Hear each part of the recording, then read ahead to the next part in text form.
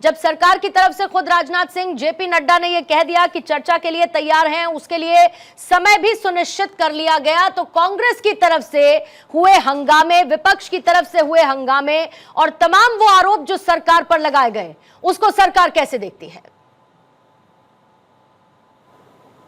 देखिए पूर्णिमा जी, विपक्ष की एक आदत बन चुकी है कि सदन का जब भी सत्र शुरू होना हो तो देश के टैक्स पेयर के पैसों से चलने वाले हमारे सदन को, जिसमें देश के 140 करोड़ लोगों से जुड़े हुए विषयों की चर्चा करनी हो, उसको किस प्रकार से हॉस्टेज बनाया जाए, विपक्ष केवल इसी मंशा के साथ आता है। ऐसा मुझे लगता है, मैं मानना नहीं चाहूंगा पर मुझे लगता है, क्योंकि बार बार हर सदन शुरू करने से पहले जहां विपक्ष से एक ऐसी उम्मीद रखी जाए कि वो एक जिम्मेदार विपक्ष की भूमिका को निभाएं, वो कभी रफेल का विषय लेके आए, कभी पेगासस का विषय लेकर के आए, कभी पीएम केयर्स का विषय लेकर के आए, कभी हिंडनबर्ग की रिपोर्ट लेकर के आए, कभी अडानी का लेकर के आए।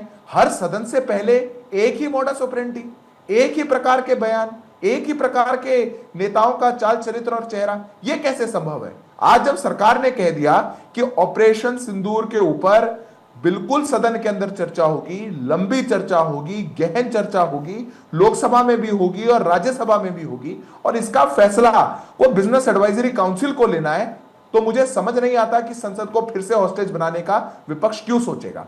पूर्णिमा जी, आप और हम जानते हैं और आपके दर्शक भी जानते हैं, ये देश की संसद है।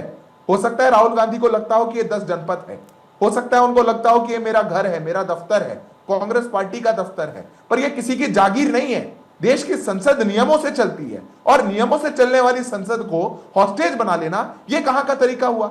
और हॉस्टेज बनाने के बाद बाहर आएंगे और बयान देंगे कि सरकार चर्चा नहीं करी। अरे सरकार खुल करके कह रही है कि चर्चा होगी।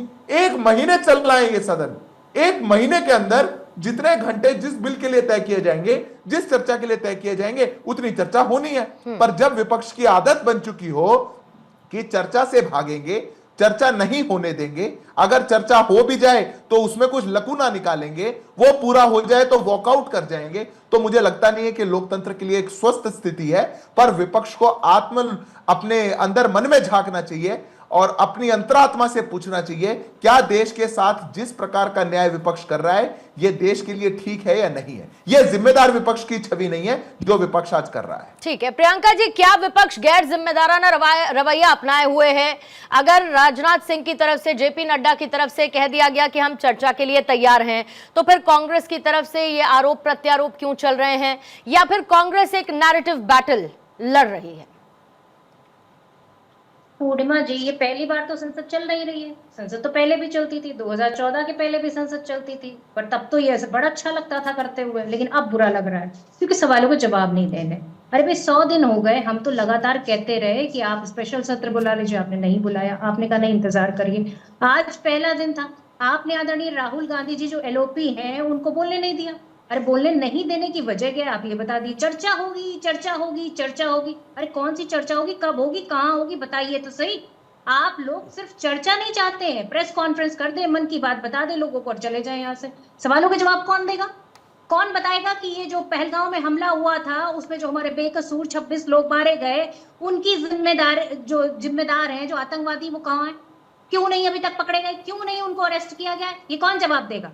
ये कौन जवाब देगा कि पहलगांव में जो भी हुआ उसकी जिम्मेदारी आपने जो है ली? आपने कहा सुरक्षा में चूक है, पर उस चूक को लेकर किनके ऊपर कार्रवाई करी आपने अभी तक नहीं बताया। आपके एलजी साहब ने ये एक्सेप्ट कर लिया कि चूक हुई, पर चूक के बाद क्या हुआ, चूक के बाद कितने लोगों को उस पर जिम्मेदार बनाया गया, क्या हुआ, एक्शन हुआ, कुछ नहीं पता। कुछ नहीं पता देश को, बस चर्चा होगी। अरे भाई चर्चा होगी तो बताइए ना, चर्चा होगी। सवालों के जवाब नहीं है आपके पास, कोई भी सवाल का जवाब नहीं है। लगातार जिस तरह से सेना प्रमुख ने जो है समस्याएं उठाई, जिस तरह से सेना प्रमुख ने कहा, उन सारी समस्याओं को लेकर आप चुप हैं। आप बताइए कि हमारे वाले प्रधानमंत्री जी चुप है, उनसे बोला नहीं जा रहा, और जो व्हाइट हाउस वाले हैं वो 24 बार बोल चुके, 2 दर्जन बार बोल चुके कि भाई हमने युद्ध रुकवा दिया, हमने सीज फायर करा दी, हमने कहा कि भैया बिजनेस का जो है धमकी देके करा दी। अरे भाई आप क्यों मुंह में दही जमाए बैठे हुए हैं? किसने रोका है आपको? 140 करोड़ लोगों के प्रधानमंत्री हैं आप, आपके मुंह में दही जमा हुआ है। हकीकत यह है कि मुंह में जबान नहीं है आपके। क्यों नहीं है जबान है? क्योंकि आपको बिजनेस का डर, आपको ट्रेड का डर है, आपके मित्रों के बिजनेस का लॉस का डर है। उनके ऊपर हो रही वहां पर कार्रवाई का डर है, इसलिए आपके मुंह में जबान नहीं है, इसलिए आपके पास बोल, और डरते आप इतना है कि भाई साहब की बोलने नहीं देंगे। अरे भाई एलओपी के बोलने से इतना डर लगता है क्या आपको? क्यों इतना डर लगता है आपको? क्या वो बोल देंगे? सवाल ही तो पूछेंगे आपसे, 4 सवाल पूछ रहे हैं आपको क्या आती हूँ नहीं, किस बात का डर है आपको? और फिर सवाल अगर कोई पूछ रहा है तो उससे जवाब देने में दिक्कत क्या है? पर नहीं देंगे, चर्चा करेंगे, देंगे चर्चा करेंगे, पिछले 100 दिन से चर्चा कर रहे हैं। तो बताया तो प्रियंका जी कि अगले हफ्ते चर्चा होगी, समय निर्धारित हो गया, जगह निर्धारित हो गई, घंटे निर्धारित हो गए, कब कब चर्चा होगी। सरकार तो कह रही है कि हर सवाल का जवाब देने के लिए तैयार है, तो फिर उससे पहले इतना हंगामा क्यों? अगले हफ्ते तक रुका नहीं जा रहा है क्या? भाई कैसे रुका जाएगा मैडम, कैसे रुका जाएगा? 26 लोगों का जो कत्ल हुआ वो बेकसूर थे, उसके ऊपर आपने जो है प्रेस कॉन्फ्रेंस करी। इससे पहले जब जिसने जो बोला वो कांग्रेस ने मान लिया क्या? इससे पहले जब ऑपरेशन सिंदूर को लेकर जिसने जो कहा आपने मान लिया क्या? जितनी आधिकारिक जानकारी ऑपरेशन सिंदूर या सीज फायर को लेकर अभी तक दी गई, क्या कांग्रेस ने मान ली क्या? अरे भाई आप कह रहे हैं ये गौरवपूर्ण है, आप कह रहे हैं ये विजय उत्सव है, आप कह रहे हैं ये यशगान है। अरे भाई सब कुछ कह रहे हैं तो फिर आप बता दीजिए सिद्धार्थ जी जवाब दे दीजिए। सिद्धार्थ जी, एलओपी का माइक म्यूट क्यों किया जाता है? एलओपी को बोलने क्यों नहीं दिया जाता? अगर हर सवाल का जवाब देने के लिए आप तैयार हैं सिद्धार्थ जी, तो म्यूट क्यों होता है माइक राहुल गांधी का बार बार? जवाब ले लीजिए प्रियंका जी, जवाब ले लीजिए, जवाब ले लीजिए। प्रियंका जी, संसद की तरीके से मत करिएगा। मैंने आपकी पूरी बात सुनी, आपने आधी बातें झूठ बोली, फिर भी संयम से सुना।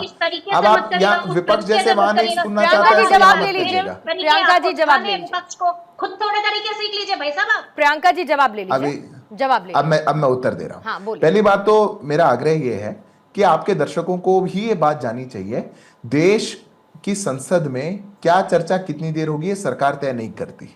एक बिजनेस एडवाइजरी काउंसिल होती है, उसमें विपक्ष के नेता भी होते हैं, विपक्ष के नेता और सरकार बैठते हैं और जितने बिल सरकार को पेश करने हैं सरकार वहां बताती है और वहां पे बताती है, उसके घंटे नियुक्त किए जाते हैं, तय किया जाता है कि किस विषय पर कितनी चर्चा करी जाएगी। ऐसे मत करिए प्रियंका जी, दर्शकों को अच्छा नहीं लगेगा। लंबी डिबेट है, 4 लोग हैं, आप बोलिएगा इसके बाद खुल करके, दर्शकों के लिए ऐसा अन्याय मत करिए।